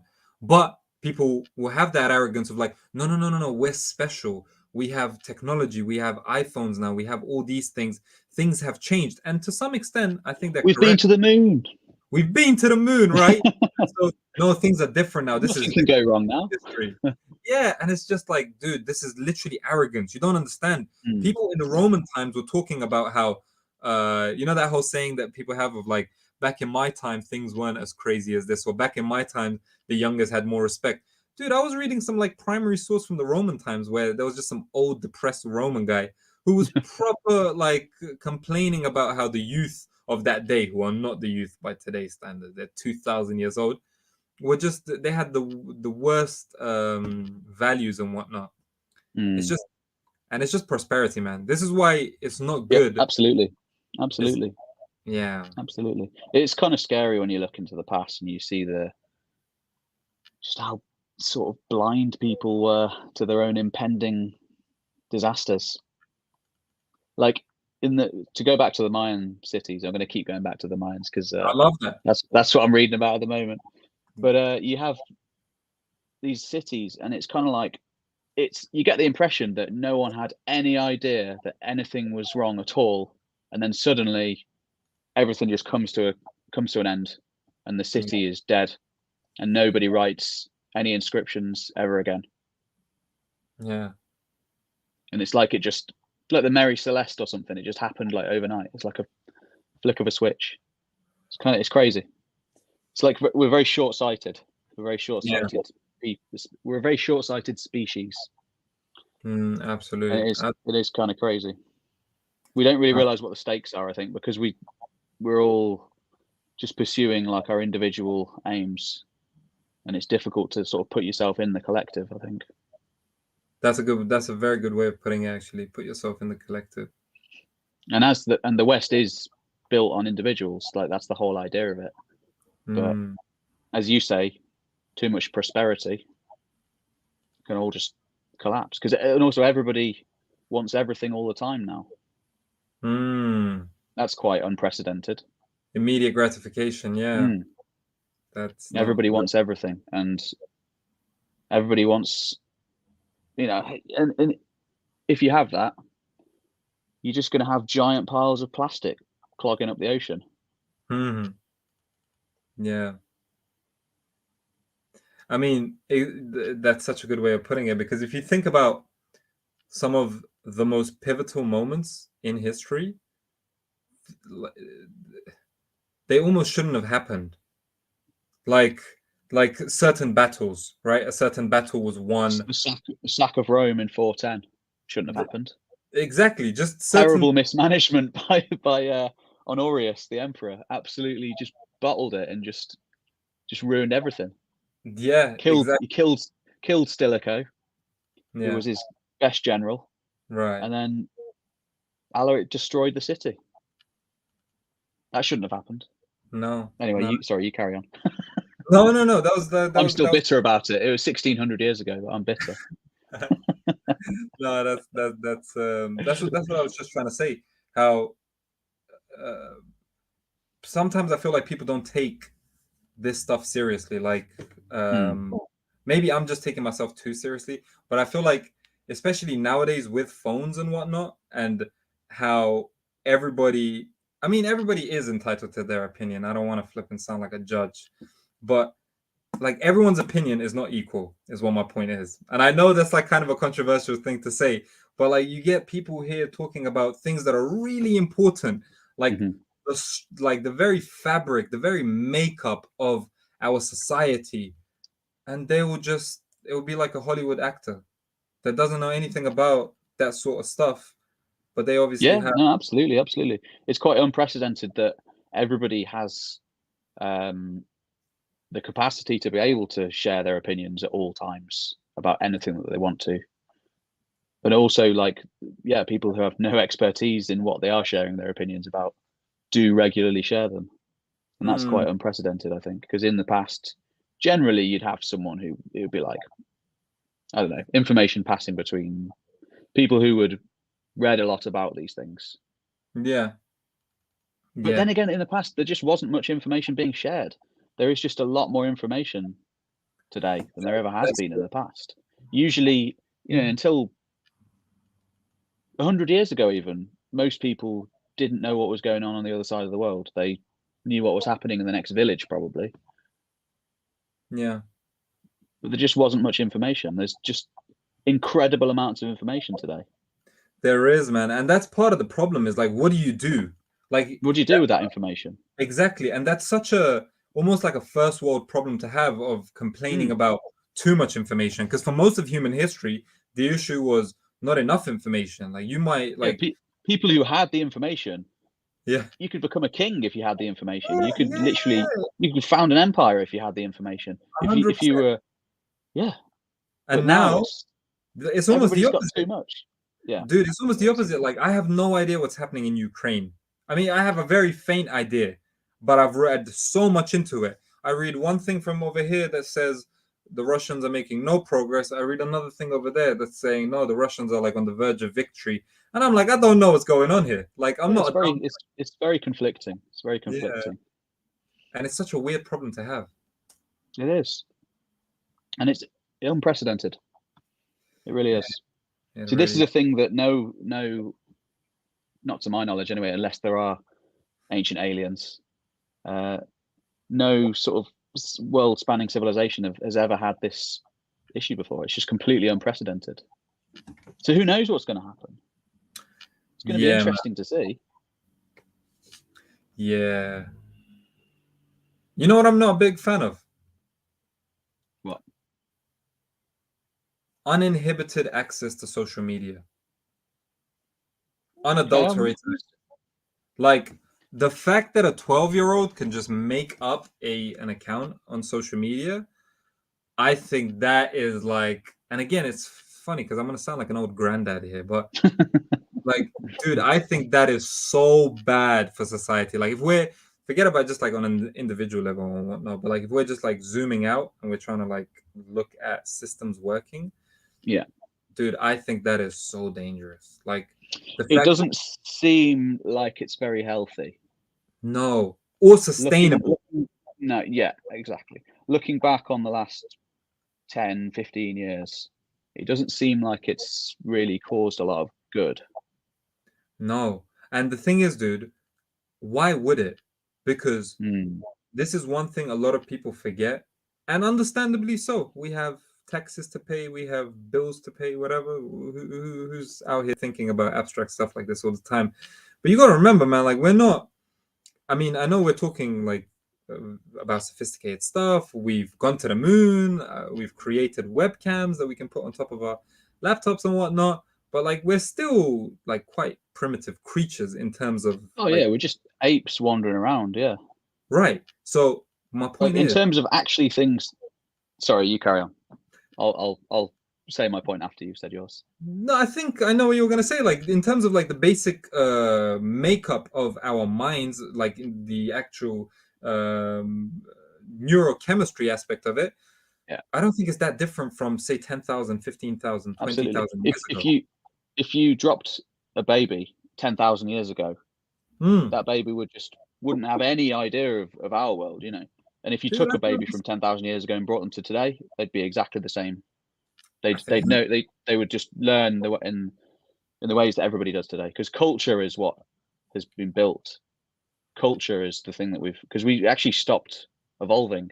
It seems actually What do you mean? biologically. So Oh, biologically, it seems that I don't have a huge amount of knowledge on this, but I think we've basically stopped evolving biologically, and we've been evolving culturally for the last 10,000 years, because survival of the fittest doesn't really work anymore for humans. dude, I mean, I'm not an expert on this, but I am very intrigued in this, and I was very intrigued to read a bunch of different articles about how our bodies are actually changing. Obviously, like with evolution, this stuff takes like The a very long. thumbs, video That's games. nice. Thumbs is one of them. You That know what is the other one that is? is one that's still working. Yeah. Feet. What's say again? Feet. Oh, feet still on. Oh, okay. Yeah, Nice, like nice. for instance, Yeah, like where my family are from in Afghanistan, obviously, it's not very what's it called? Plain ground. right. So Yeah. there's very hilly. There's a lot of stones and whatnot. So the people there, their ankles are very strong because they're always kind of like tested, right? But here, most people's shoes they provide a lot of protection for the ankles, Yeah. right? And Absolutely. it's much more sedentary as well, in the sense that, like me, for instance, I sit at a desk for flipping a third of the day, like 6-7 Yeah. hours. So that's going to have a certain impact. And the kind of shoes you wear, like for instance, if you're wearing a suit, the kind of shoes you wear, it's going to force your feet to have a certain shape as well. So I still think people are like evolving in that sense. But my point is, specifically with social media, is that like what social media gives you is still going to be triggering some of those things that are innate to humans. Like for instance, attention. I mean, realistically speaking, I kind of like attention, but there's a part of me that doesn't like it. But I know a lot of people that love attention.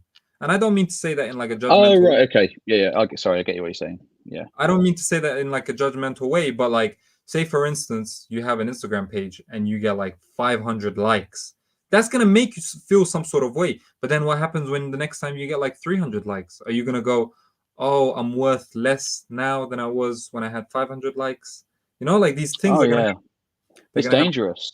It's very Exactly. dangerous because we're not psychologically equipped to deal with it.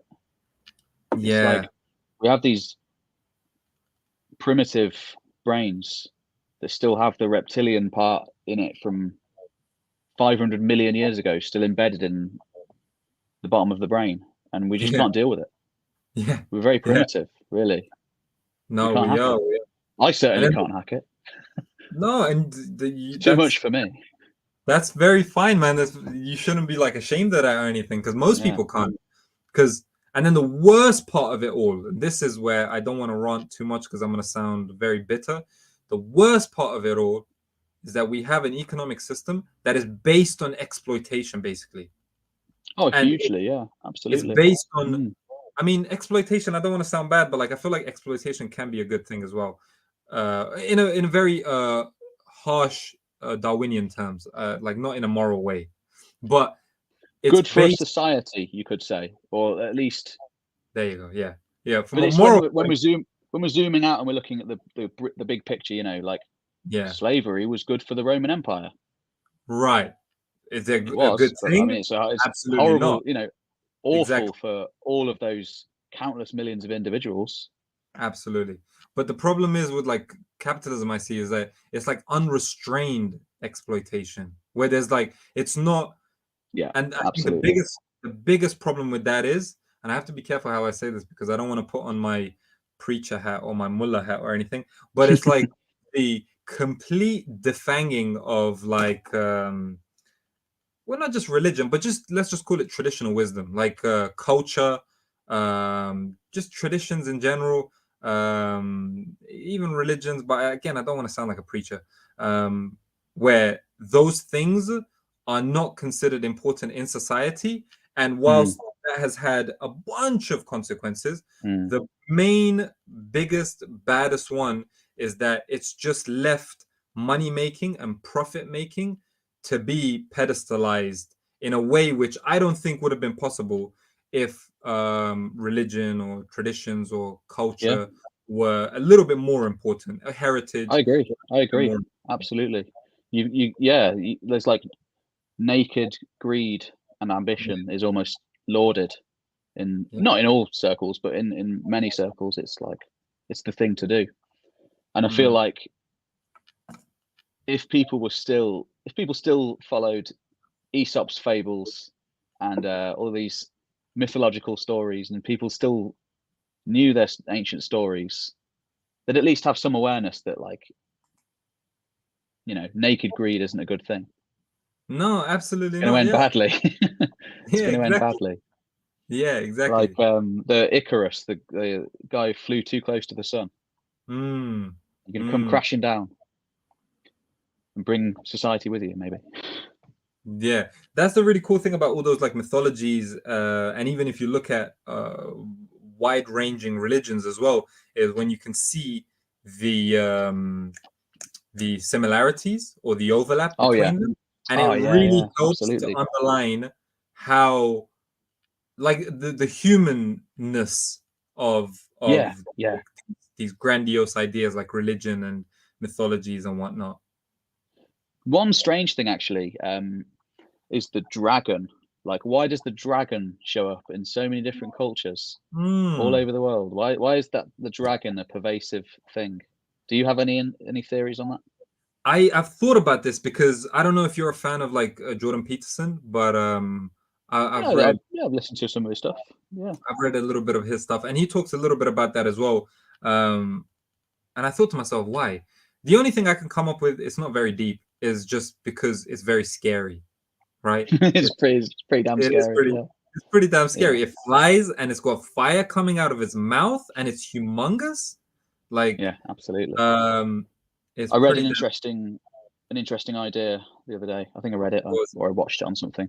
But basically, it was a guy who basically thought that it could be something to do with our evolutionary past, and like our main enemies that were trying to eat us or kill us were he's saying eagles, lions, and snakes.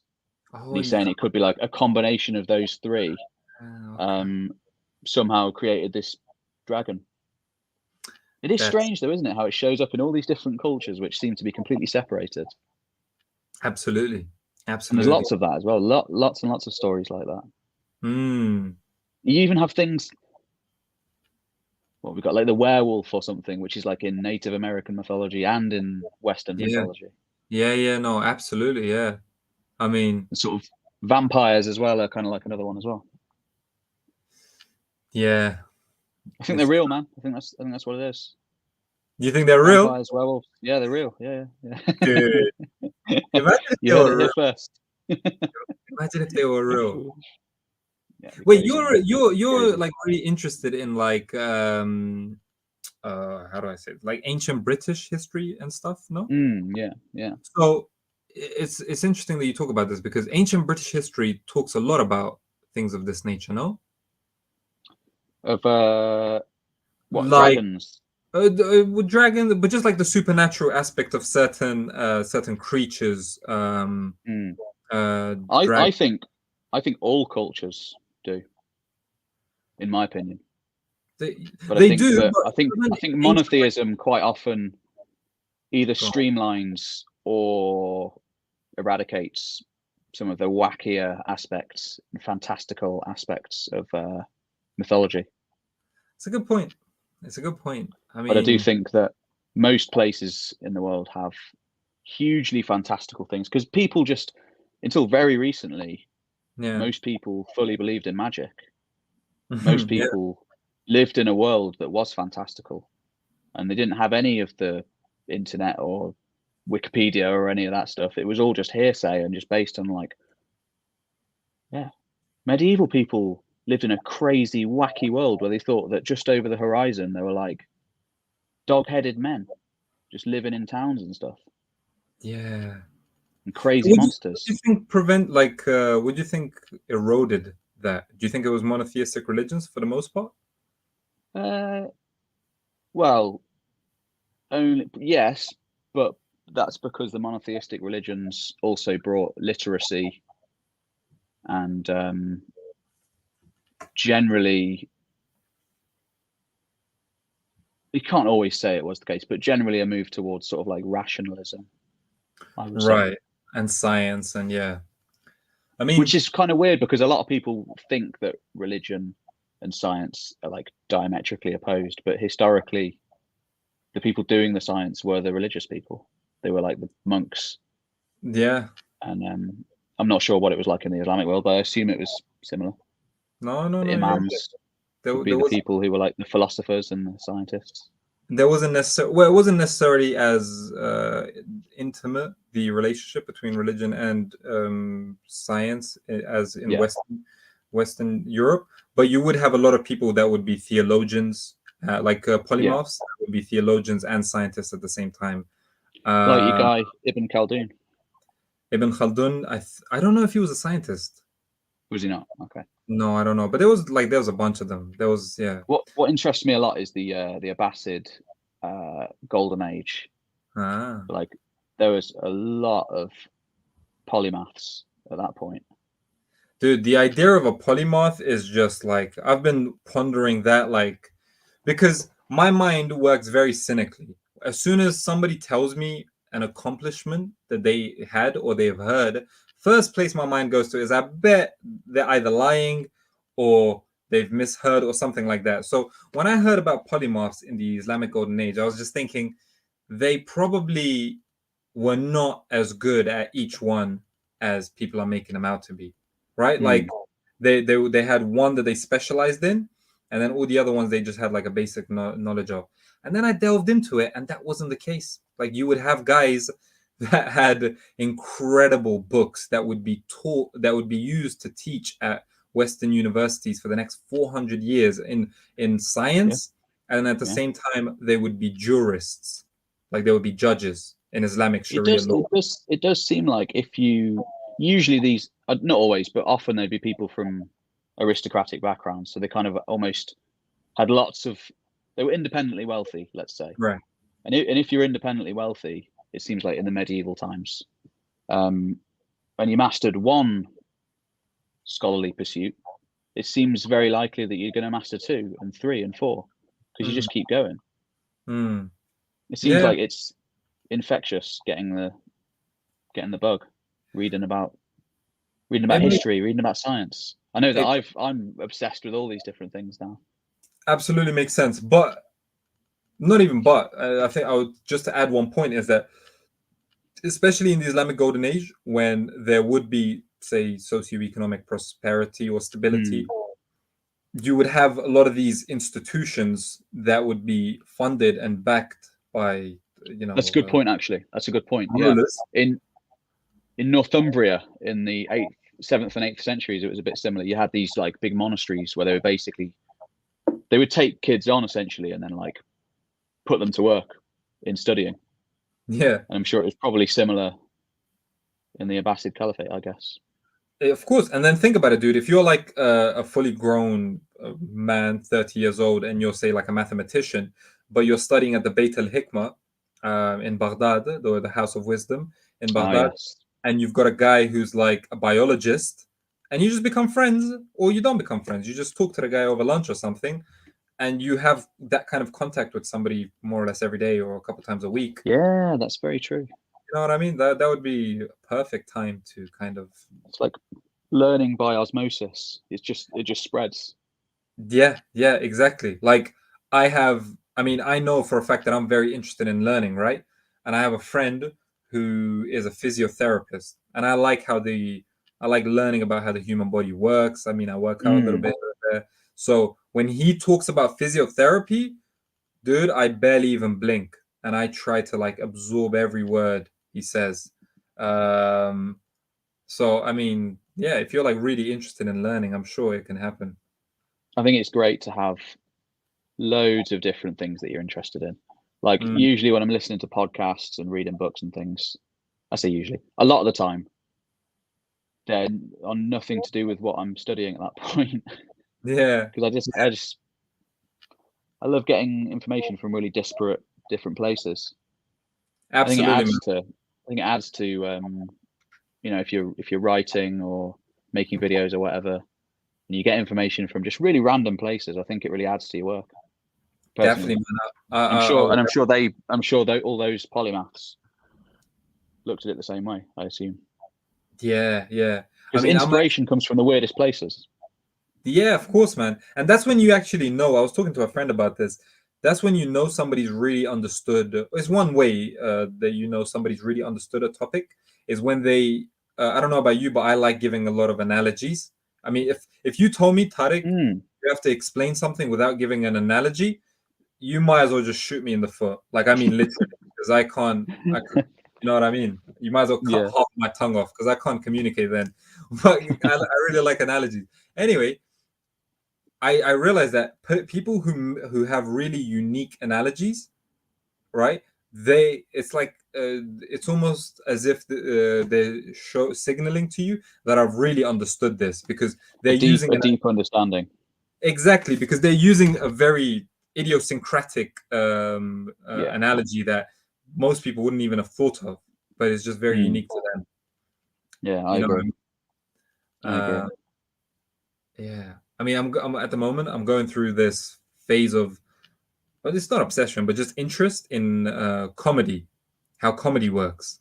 Have you ever Mm. looked into how like comedians create their content, stand-up comedy specifically, create their content and like how they think about it? A little, yeah. It's intense. Dude, It's I really thought they intense. just get up on a stage and they just like open their mouths and say some jokes. But No, it's like it's carefully crafted and honed over many, many months. dude, and I had no idea. There's Yeah, it's crazy. elements It's crazy. there's elements of crowd play. There's elements Mm-hmm. of like knowing what the crowd like or That back and forth. It's quite unique that there's constant back and forth between the artist and the audience.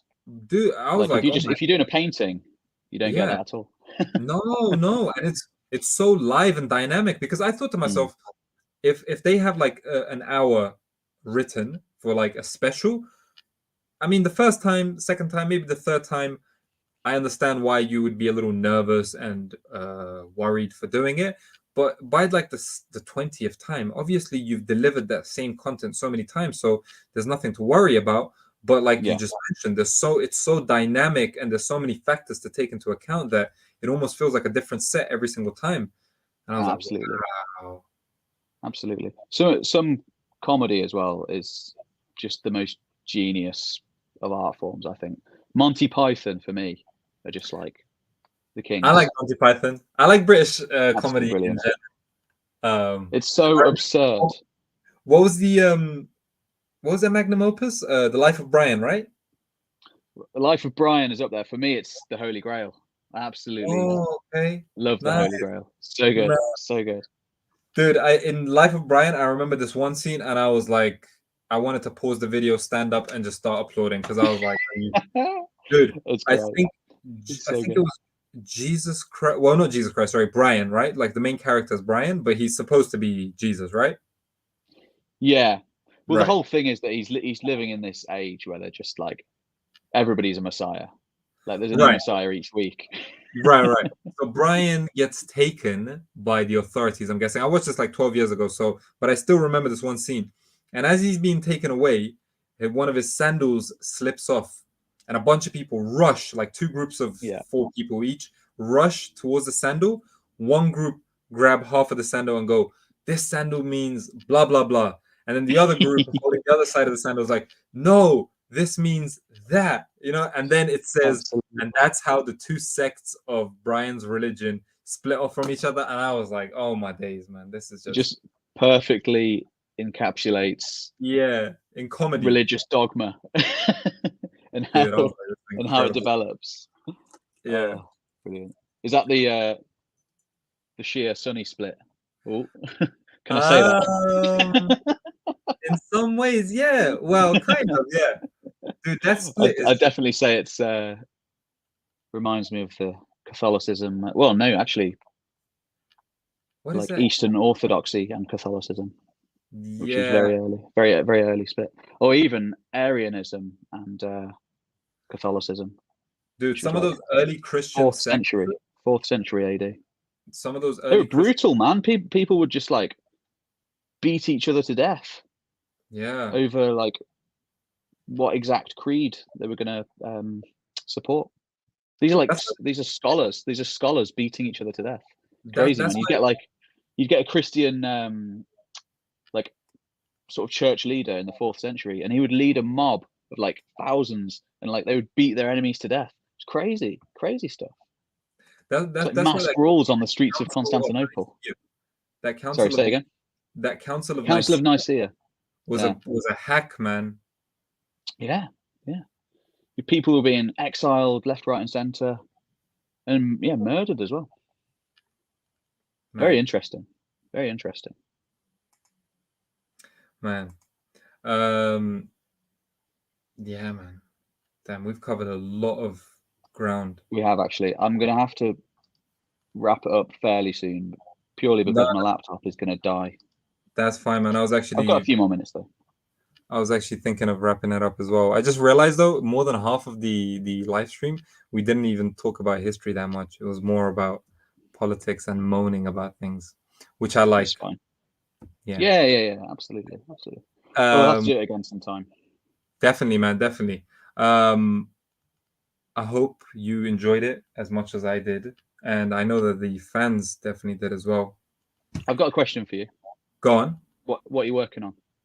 What am I working on? Nice, it's just a nice little segue for me to plug my my stuff. I'm working on. Have you heard of a guy called Skanderbeg? Yes, Albanian. Nice. Freedom fighter against the Ottomans. Exactly. So I'm doing a video on his wars versus the Ottomans. Dude, you know that guy, right? I was researching and I came across this thing that said he killed 3,000 men during the course of his life in combat. And as soon as I read that, I thought, wow, that's just another one of those like crazy numbers thrown around in history that isn't true, right?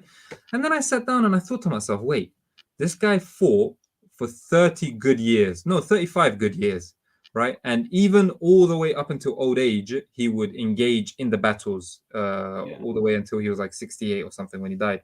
Yeah. Just imagine how like chiseled that guy must have been. Oh my God, dude. You know what I think about when it's just a different world, isn't it, back then? Different world. I think of like not even like just the battlefield. No, I don't even think of like the big muscles like pecs and stuff. I think of like his hands. I think about how you know what I mean, like how calloused his hands must have been, his face weather beaten and everything. Yeah.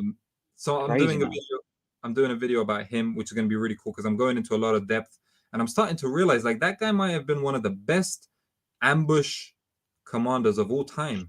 Yeah, I've heard this because also the odds were ridiculously stacked up against him.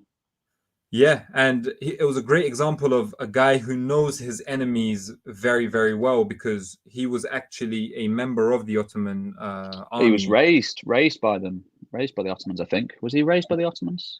He wasn't raised because the Ottomans he was sent as a hostage Yes, but he was as sent a youth. when he was like 20 something years old. Oh, was it? Um, Okay. but the Ottomans had this system called the Devshirme, where they would go around and take the certain Christian boys Yeah. from their empires, and then they would raise them to being some of the best soldiers and administrators, and they would often become the second to the Sultan to the Sultan only in the form of Grand Vizier. The Janissaries are interesting as well. Is that the Yeah. same as, or is that similar to the Janissaries? So the Devshirme is like that system of like getting those little boys, and then the Devshirme from the Devshirme, they could become administrators, they could become engineers, they could become janissaries, they could become Right. just a bunch of other things, politicians, you know, things like that. But that was genius, yeah. Yeah, absolutely. Yeah. What Well, about that you? sounds interesting. What are you working on next? I'm always working on about a million different things at once.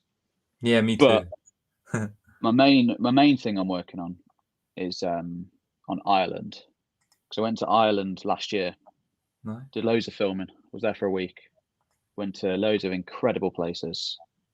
And I was originally working on one single project, which was going to be called Ireland After Rome, a bit like my Britain After Rome one I did before. But it was going to be about 5 hours long. Okay. So I've cut it into two, and now I'm doing one which is kind of like on Ireland and Rome. So it's like what was going on in Ireland during the Roman Empire. And then I'm going to do a second one, which is what was happening in Ireland after the Roman Empire. So that's what I'm doing. Oh, nice. Don't know when it's going to be out. But Yeah, there is one video in the meantime. There is a one on Vikings, which is coming out fairly soon. Okay, that's good. I mean, I know classic Vikings. Dude, no, some of your videos, I'll be honest with you, man, especially recently, like, and it's annoying because YouTube's algorithm is not rewarding you for this, but I hope you keep on doing it. Like, honestly, your favorite video of, my favorite video of yours that you did in like the last year was the ones where you, the Normans conquered Sicily. Oh yeah. But that's like the worst performing one. Like, absolutely, but I love that stuff though, man. I love like the Normans are very interesting because they went everywhere. Dude, they're so interesting. Dude, did you ever research about the Normans in Al-Andalus in Muslim Spain? Yes. Dude. I've got a video on that as well, actually. I've got a video on that. Do you? What, like years ago? When did it come out? Yeah, probably years ago now, 3 years ago. Normans in Spain is what it's called. I will check it. Oh, I see it. Roger of Tosny and the Reconquista. Yeah. Oh, but yeah, man, insane. That dude, Roger Tosny. Yeah. He developed a reputation for eating people. Wow. Yeah. Wow. Whether it's actually true or not, who knows? It might have just been like to terrify his enemies. But certainly, as far as the Andalusians that he was fighting were concerned, he had a reputation for boiling his enemies and eating their flesh. Insane. Absolutely insane. The guy was a maniac. The thing that really intrigued me about the Romans was sorry, not the Romans, pardon me, the Normans, was just how malleable and how adaptable they were. Because I learned about them in the context of Al-Andalus a little later than what I think your video captures. It was the Crusade of Barbastro. Have you heard of that? Yeah. In the 1060s. Very interesting. It's like a crusade before the Crusades. Yeah. But anyway, there was like a primary source because I did my undergraduate thesis on the transmission of learning from the Islamic world to Christian Europe and how that led to the Renaissance. Yeah. That's fascinating. Dude. And I've actually, thank you for reminding me, I've got a video on a guy called Pope Sylvester, who was at the turn of the first millennium, and he's very important in that because he introduced or reintroduced Europe to the abacus, and he spent I don't know about a decade, but he spent a very long time in Al-Andalus learning from the Muslims and whatnot. So I'm gonna have a video. Pope Sylvester, I believe, was before he was called Sylvester. He was like Gerald, he was a scholar. Yeah. He was very old when he became Pope, but up until that point, he'd been like learning and dedicating his life to science and that's what my video is going to be about. Theology. Really interesting guy. I'm gonna do that video on how he learned from the Muslims in Al-Andalus in Muslim Spain, and then he obviously became a pope later. But he was a very interesting guy. Oh, that's great. I'll watch that. I can't wait for that. But dude, listen, I was gonna ask you something. Am I, because my memories, I feel like getting bad with old age, even though I'm not old. But weren't we supposed to work on something about like the Almoravids or something? Or no? Yeah, man. Probably. I'm always like, well, I used to try and do a lot of collabs, but now I just can't really do it anymore because they're such long projects that I'm working on. They literally take like 6 months. They do, Make a honestly. video. And when you're talking about things like a 5 hour long documentary, I'm like, damn, the hell. Very, very, very, very, very long, very long. Yeah. So no collabs for me at the moment. No worries, man. No Maybe worries. one day again. We were talking about that though. We were talking about. We were, right? Yeah, I wasn't Me and making that Hilbert up. have been. Me and Hilbert were talking about doing one about 4 years ago that never materialized as well. Dude, you and Hill, but the fact that you two haven't collabed yet is like a little bit of a travesty. But man. I think we've contributed to like some of the larger collabs that happened. Yeah, and you did. I did the thing with you as well about the Vikings month. Oh yeah, we did. We did do Yeah. that together. Yeah, So we yeah, have yeah. collabed together. Yeah. It's true. It's true. That's And good. let's just randomly end with a shout out to History with Hilbert. History with Hill. Everybody subscribe to History with Hilbert. Don't subscribe to our channels. Subscribe to him. Yeah. Forget about us. We're not important. Yeah, all about Hilbert. Especially if you want to know about Ukraine. That guy's pumping out content about Ukraine. I feel like he's having a bit of like a renaissance recently, man. Like weirdly, since the war, he's been pumping the stuff out, and it's really high quality and very like very good. That's what I was saying. I don't know how he can do it so quickly, man. He just pumps them out. Dude, I don't high understand. Quality. Dude, I don't understand how he can make a 20-minute video in like 2-3 days. Like, I know, it's intense. Yeah. Man, and you know what? I'm like agonizing over every word, and it takes me weeks. Me too. And you know what I actually did one time? Because I don't mean to say this like with bitterness, because I just want to just test him. I actually fact checked one of his videos. It was about the camels. He made an incredible video, by the way. It's called How Camels Led to Global Warming in the Middle East in the Medieval Period. I was like, what the hell? This is just some clickbaity video or something. I watched the video. I've got a book on that. I was blown away. And I thought to myself, you know what? Let me see if he's actually like done his due diligence. So I fact checked more or less everything in the video. Dude, everything was spotless. I don't understand how that guy is so efficient and effective. Yeah, he knows his stuff. But then he is at I think it's Cambridge. Yeah, it's Cambridge. He's at Cambridge. Yeah, he is. Puts us all to shame. But then again, he's a northerner, so it's fine. Yeah, he's bloody Northumbrian. Northumbrian. That guy can change his accent. 1 second he'll be northern, and then he'll be Dutch. You know what I mean? He's like full on, like really Dutch as well. Yeah. He's a bit of a chameleon. Like 100% Dutch.